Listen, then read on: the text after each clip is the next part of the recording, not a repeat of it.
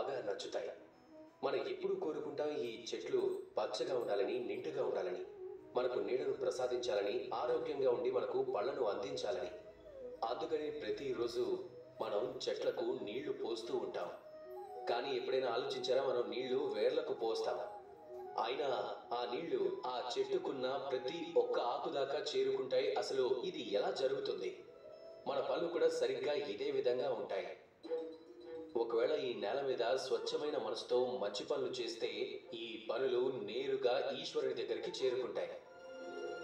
ఒకవేళ శ్రద్ధతో, అంకిత భావంతో, స్వచ్ఛమైన మనసుతో ఎవరికైనా సేవ చేసినా, అది తల్లిదండ్రులకు కావచ్చు, కుటుంబానికి కావచ్చు, గురువుకి కావచ్చు, పశుపక్షాదులకు కావచ్చు, సమాజానికి కావచ్చు, అది నేరుగా ఈశ్వరుని దగ్గరికి చేరుకుంటుంది. ఎప్పుడు ఎప్పుడు స్వచ్ఛమైన మనసుతో, అంకిత భావంతో, అలాగే శ్రద్ధతో పనులు చెయ్యండి. దానికి ఈశ్వరుడే స్వయంగా మీకు ఫలాన్ని ప్రసాదిస్తాడు. రండి, అలాగే నాతో పాటు ప్రేమగా చెప్పండి, రాధా కృష్ణ.